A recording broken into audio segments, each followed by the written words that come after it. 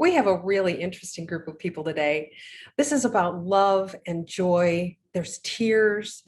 You can feel the commitment. Today, we're talking about when your passion becomes your business. I'm Lisa Ellen Smith, and this is Focus on Business.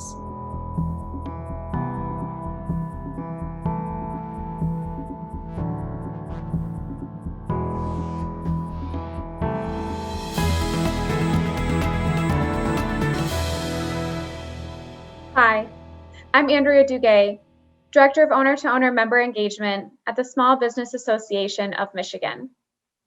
SBAM offers an owner-to-owner program designed exclusively for small business owners across the state of Michigan. Regularly, we will host events in each of our 10 regions. These events began in the summer of 2019 as in-person, during happy hour, at a local small business.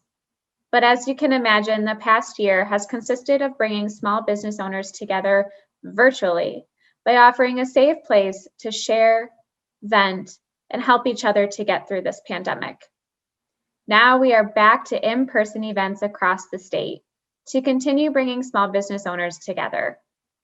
These meetings allow for owners to build a sense of community in their region and gather together with other small business owners and stakeholders. These events include components of education, small business advocacy updates from SBAM's Rob Fowler or Brian Callie, and plenty of networking for small business owners. If you're looking for more information, interested in attending, or sponsoring an owner-to-owner event, please visit sbam.org/O2O.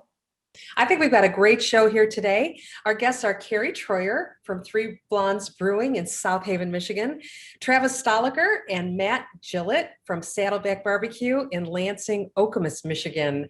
So welcome all three of you. I'm really excited to be bringing this show because it's just fun. This is about passion in business. And I know a lot of business people, I do this show because I'm a business owner. And, I just think it's important to get word out what we experience. But this one is about when your business becomes when your passion becomes your business. Well, hopefully your business becomes your passion too. But it really is everywhere. And lots of businesses start this way. Sometimes it fuels the startup. So let's start with Matt and Travis. How did you guys get started? Thanks, Lisa. We started kind of on an idea. I had a passion for barbecue. I was working in restaurants. I had worked through restaurants most of my college career and into my kind of adult life. And I wanted to do something more than just that, but that was really my skill set. So barbecue kind of interested me enough to take it a step further. I started writing business plans, collecting ideas. I actually had it more of a fundraising business. I was fortunate enough to do a catering where my friend Travis was at, and him and his wife basically talked and enjoyed it. And he actually proposed, let's do something. This is great. So that small engagement there really started to make something that might have been kind of a dream at one point into some sort of reality. So we kind of tabled it for a little bit, and then something came about, a location in Lansing, in the Rehotown district of Lansing, and a little bit of convincing, a business plan, and maybe a couple of beers, and Travis was on board. So the rest has kind of been history. We've obviously worked really hard at it since then, but it's just been a great ride and something that we started from a small idea and is kind of being a medium to bigger idea. Well, I think there's a statistic that 100% of business startups start with beer. So you guys are, right in the pocket there. Carrie, you have really an interesting story as well. How did you get your start in the brewing business? That's a little unusual, isn't it, for Three Blondes? Well, maybe not for Three Blondes, but for people who, my sister and I were the Three Blondes, the three sisters. And admittedly, we weren't home brewers turned brewery owners, which is the story you hear from, most breweries that open. It's folks that started home brewing and had a huge passion for it and turned it into a business. But we kind of aren't the same in that aspect. So we were born and raised in South Haven, Michigan, and moved away because we thought we were too cool for our town. So I was in Grand Rapids and watched the beer scene just blow up there about 10 years ago. So I got into craft beer and I come home to visit family in South Haven. And I just couldn't believe South Haven did not have a brewery. And my sisters and our husbands thought the same thing. So of course, as you said, over some beers. We were laughing like, haha, why don't we open a brewery here? And it was just, a twinkle in our eyes. But then it planted a seed. So we started doing a ton of research to see, A, was it possible? B, could we afford it? Could South Haven, but we knew there was a need in South Haven for sure. There was no breweries at the time within about a 40-mile radius. I mean, Bell's is the closest thing. So after a lot of planning, a lot of beer, a very extensive business plan, and a lot of research, we decided this is possible. Let's do it. Let's take the risk and build something for our community where we grew up. So that's how it started. Well, we're glad you did. There's a lot of research and a lot of blood, sweat, and tears and science that goes into beer. And really, I think the restaurant business, it's a very common passion to bring to a business. So I think that restaurant, brewery, bar is very appropriate for this show. I think one of the main themes that I'm hearing from both businesses, and honestly from businesses that I hear all over that have a heart, is that commitment to community. So I know I know both of your stories, and I think that they're beautiful. But in particular, Saddleback, I'm hearing all kinds of things about you guys paying it forward. Tell us about that. Oh, thank you so much. It's been one of the most rewarding parts of the last year for sure. So kind of how it all started was when restaurants were originally shut down, obviously we got very scared. And we were reading everything and trying to figure out what we could do to keep the employees employed and on payroll. And one of the statistics that stuck out to us was we read somewhere that it was in the neighborhood of 800,000 children in just Michigan alone rely on the free and reduced lunch program. And when the schools were closed, we got really concerned that those kids were going to go without meals. So we had a bunch of food in the freezers. We didn't know if we were going to be able to sell it. Freezers and refrigerators. We didn't know if we were going to be able to sell it. So we decided that we were going to start donating kids' meals to kids in need in the surrounding Lansing area.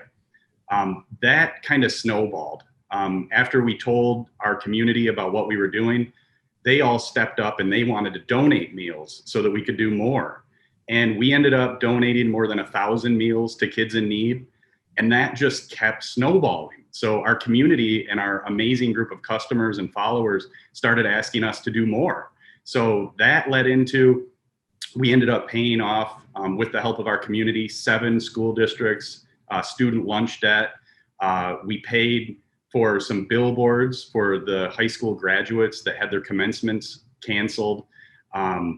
We got recognized by Kingsford as somebody that was a community leader in the area. We donated more than 200 meals to healthcare workers on the front lines, 50 to 60 meals to firefighters and police that were on the front lines. Ended up providing about 900 meals for people in need for Thanksgiving, 200 meals over the Christmas time period. We ended up helping out Mitten Raised, a bakery that we really love in the area that was struggling, and one of our friends, Coach's Pub over in the Holt area. And it just kept snowballing. And it was one of the most rewarding parts of the last year. And it's just been incredible. When I grew up with a saying in our household that food is love.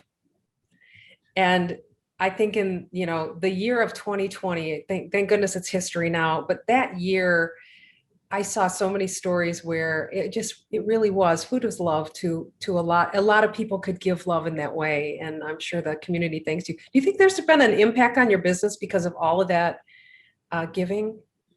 Absolutely. It's been incredible. I mean, one of the reasons why we did it was because we wanted to be able to employ as many people as possible through the pandemic.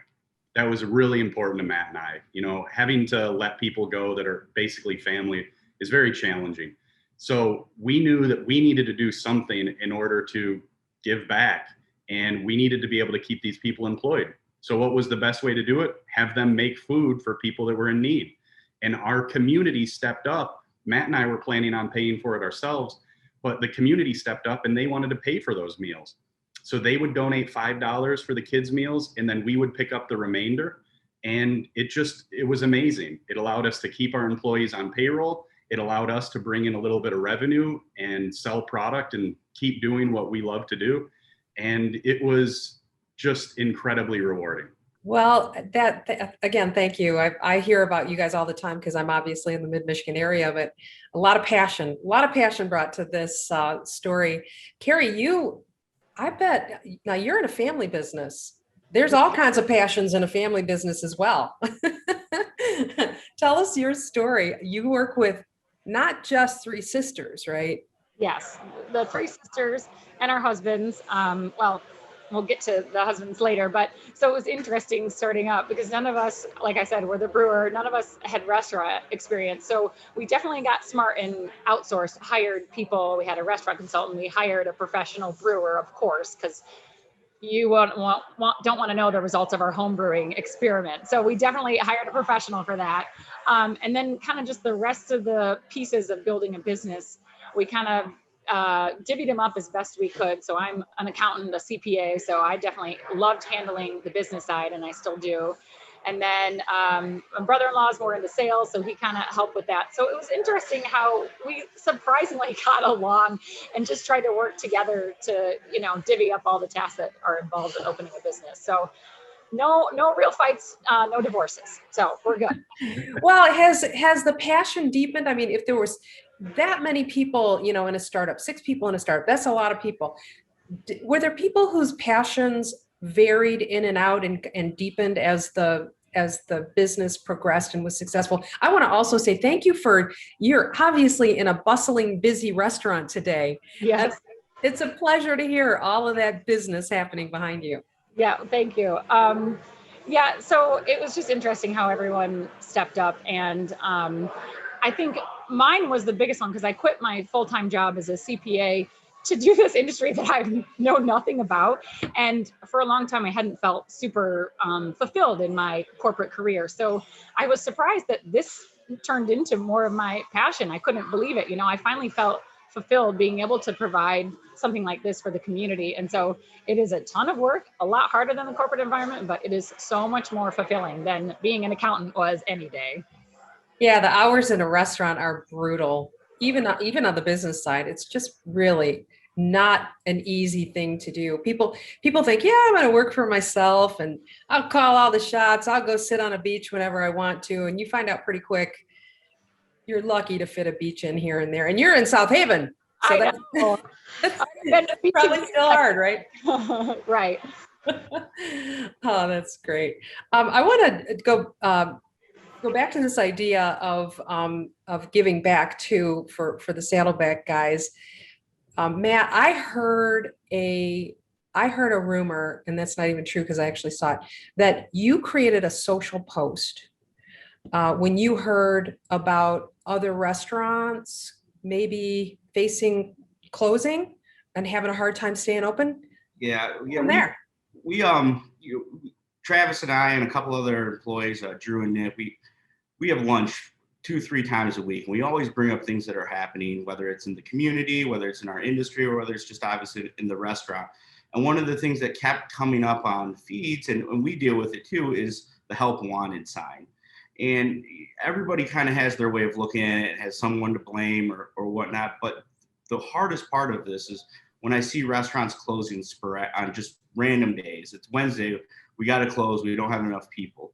So we kind of decided, hey, I'm a decent fit for this. I know a lot in the back of the house. I mean, going back to what I said earlier about college, I spent most of my adult life doing these kinds of things inside of a restaurant. I can help some of these things. We just have to get some restaurants to sign up and say, hey, if you can come out for a couple hours and just keep me open through this, it's great. I don't want to take anything. I don't want to take any tips. I don't want to take any payroll. I just want to give you the opportunity to win. And that's something that we thought that would be a good way of helping our fellow restaurants out in the area. Amazing. And some of them took you up on it? Somebody said, yeah. We've had some people reach out. It hasn't worked out as a timing thing just yet, but I'm really optimistic that it's going to pay off.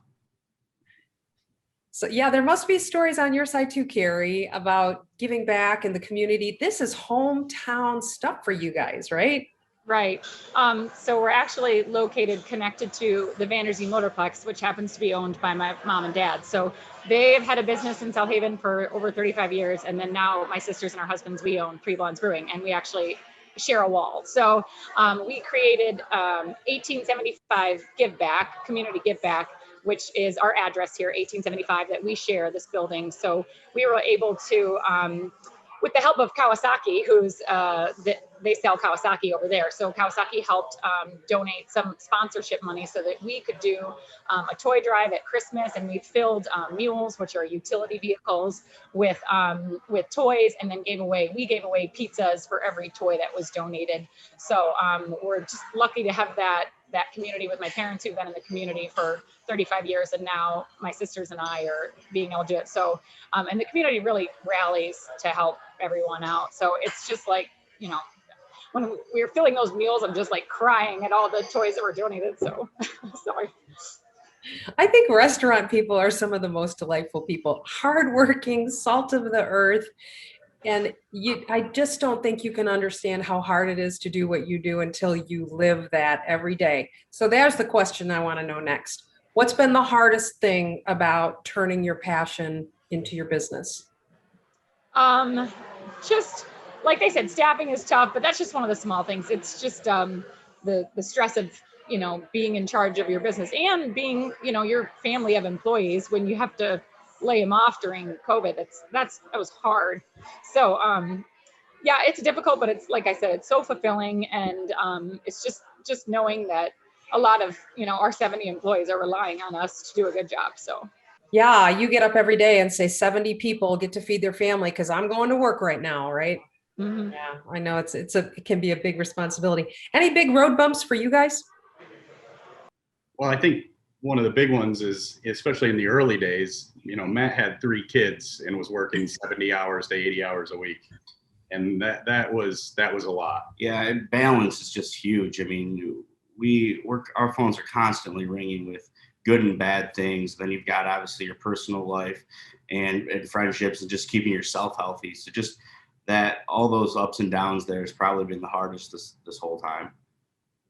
So let's talk about friendships and networks. How important are they in making this real, your passion becoming your business? They're critical. Without the support of your friends and family and community, being willing to give you $1 for your product, it doesn't work without that. And that's what it's all about, really. Well, you had kind of a built-in network there, Carrie. You just everybody's in. So I mean, yeah, and I'm the one without the kids because I don't know how. Yeah, like Travis and Matt said, how you do it with kids. So my baby is our employees in this place, so that's why I'm here full time. wait a minute, your kids are in the business? Well, no, I don't have kids. Mine are the employees. Oh, I see what you're saying. Those are my kids, and then the business is my baby. So yeah, but my sisters both have 3 kids each. So I agree. I don't know how the balance thing is so tough. So, but yeah, it's nice to have, when you're having a stressful day, I'm just calling up my sister, and so they can relate. I'm like, it's your problem too. So we're all together in this. Yeah, you are all together, and I've witnessed that myself in my business. I won't get into that, but when your employees know you're in trouble, they step up too. I want to really get a little personal here because I read that whole about page on the 3 Blondes website, and I'm going to encourage everybody viewing today to go and read that story. It's really the difference between a company and a personal, passionate brand. There's some things that you write in the very end of that are the most vulnerable things I've ever seen on a website. And it made me tear up hearing about it. Would you be willing to share that right now? Yeah, if you could listen to me, sorry. So last year, my brother-in-law, my sister's husband, passed away unexpectedly in the middle of the night in his sleep, thank God, but we didn't see it coming. And this business, out of all of us, he was probably the most passionate about it. And so it's so heartbreaking, to lose him. Sorry. Oh, I'm sorry. Thank you so much for sharing this. Yeah, but so it happened like in July of last year. And so we were able to have a celebration of life here for him, even during COVID. And it was amazing. Like, our staff stepped up. They're like, we'll work for free. We'll help you. And they got tips, and they donated the tips back to his children's fund. So it was just so nice to see, like, the whole town rally around us. and all of our staff too. So I'm so sorry. No, please don't be. Your passion, business is so personal. And I think that that's one of the things that employees don't see until they see this vulnerability on the leadership and in the owners. It happened to me in a terrible way 4 years ago. My people finally saw, oh, Lisa's a person. Yeah. We get it now, and it's nice to have that family. But I want to just, and I can't ask another question after that. It was, thank you so much for being here. Both businesses, all three of you, mad respect in what you do. Thank you again. Thank you Thank so you. much.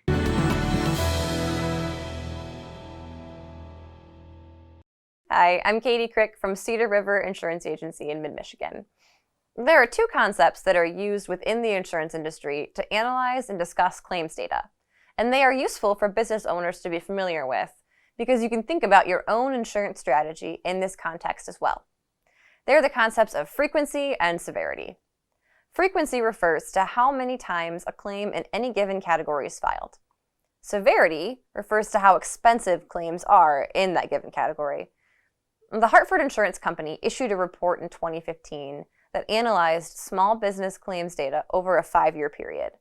They created 2 lists and ranked claims from most to least frequent and most to least severe. What they found was that claims in the category of burglary and theft are the #1 most frequent type of claim, constituting 20% of total claims filed in an average year.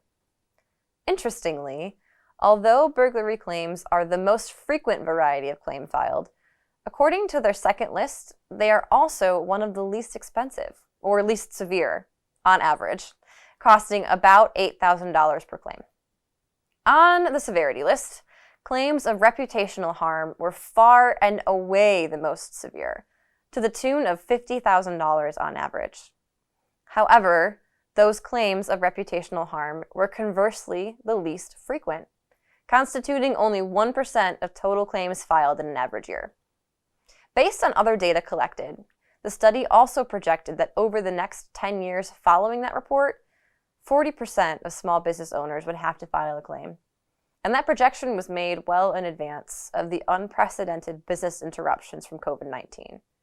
It's never been more important to make sure that your insurance policy aligns with the realities facing your business. Focus on Insurance, brought to you by Cedar River Insurance.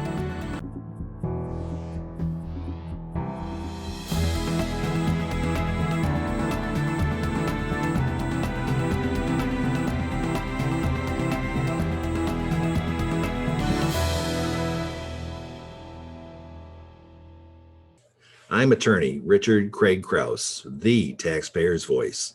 If you have IRA or 401ks and you haven't heard about the Secure Act, you need to pay attention. The Secure Act is quite new. It was signed into law 2 Decembers ago, and among many, many other things, it has changed when and how IRA and 401k distributions to many beneficiaries will be taxed. These Secure Act changes can apply to retirement plans that have individual beneficiaries, as well as those that identify a trust as the beneficiary. And the Secure Act changes can significantly upset the way that you want your IRA or 401k distributions to help and improve the lives of your selected beneficiaries, let alone the amount of the tax that will have to be paid to the governments. Remember, the more tax that's paid, there's less left over to benefit those that you want to enjoy what you've worked for in your life. And because of that, you need to investigate how the Secure Act may impact you and your loved ones. Then you need to determine what needs to be done to maintain and actually re-achieve your goals. Again, the Secure Act has changed when and how distributions to many beneficiaries will be taxed, and it's not for the positive. And as we've said, you have 5P obligation to yourself and to your family. Proper preparation prevents poor performance. And what have you done today to accomplish that? So talk to your experienced advisor. I'm attorney Richard Craig Krause, the taxpayer's voice, speaking for Kingmaker Business. We are e-commerce mobile, and it doesn't matter where you are. Remember, this is about you. Focus on Tax, brought to you by Krause, Bangs, and Associates PC. Build a better marketing strategy with Inverve Marketing. The way we buy has changed. It's time to dream bigger. With digital marketing, you can build your business faster, measure and evaluate results.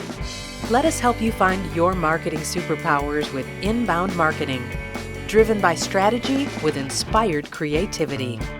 Why not put some verve in your brand? Market and grow better with Inverve Marketing.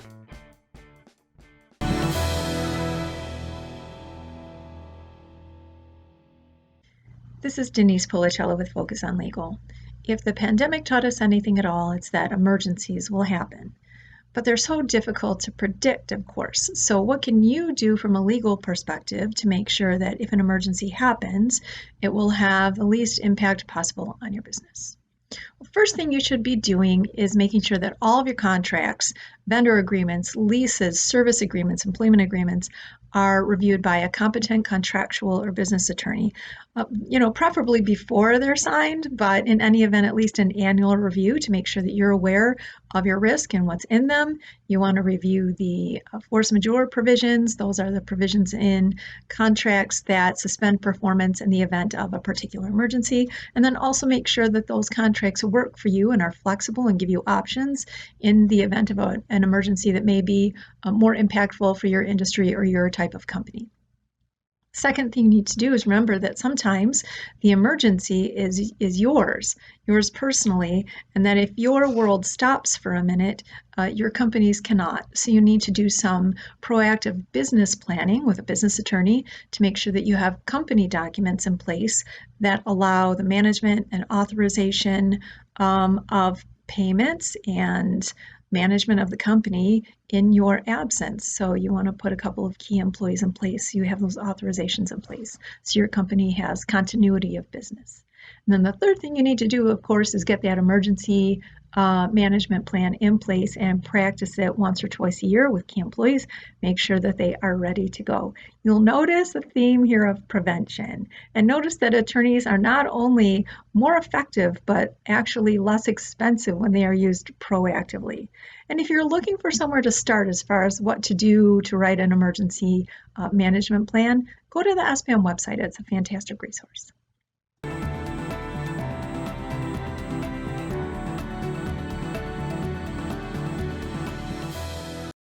The executive producers of Focus on Business are looking for your stories. Stories from owners of established businesses that have come through amazing adversity, bucked the odds, found the next big thing. If you have a story, we want to hear from you. Go to our website and maybe we'll invite you onto the show.